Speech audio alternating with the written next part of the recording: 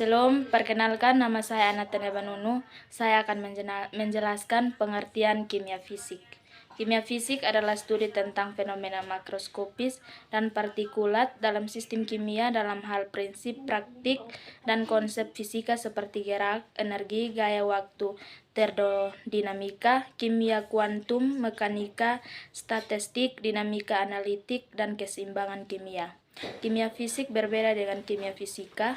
Kimia yang secara dominan atau tetap tidak selalu merupakan ilmu makroskopis atau supramolekuler karena sebagian besar prinsip-prinsip di mana ilmu tersebut didirikan berhubungan dengan massa daripada struktur molekul atau atom saja, misalnya keseimbangan kimia dan kualit.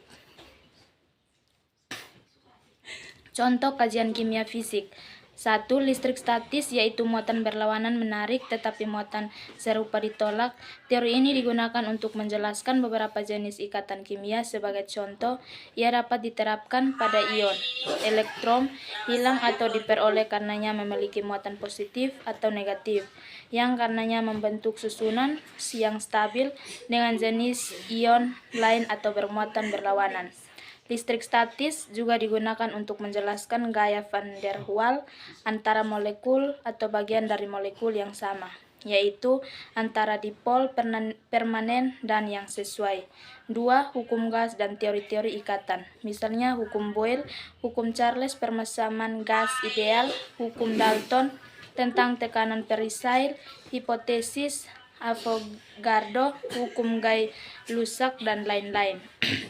3. Difrakasi sinar X. Difrakasi sinar X yang ada dalam kimia fisik pada hakikatnya dipergunakan untuk analisis struktur kristal termasuk persamaan Bragg, analisis larutan dan larutan. Misalnya menggunakan prinsip Le Chatelain, hukum Henry, koefisien absorpsi, hukum Reolute, fraksi mol, tekanan uap, tekanan sebagian, dan komposisi molar.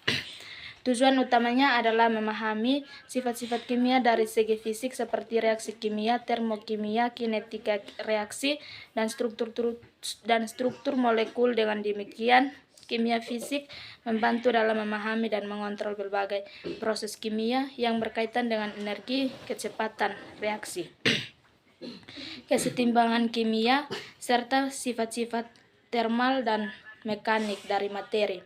Kesimpulannya, berdasarkan beberapa poin penting yang dipelajari dalam kimia fisik seperti yang telah disebutkan di atas, bisa kita katakan bahwa dalam bidang kimia fisik, kita dapat menyelidiki bagaimana molekul atau atom bergabung membentuk molekul tertentu. Demikian hasil presentasi saya. Sekian dan terima kasih.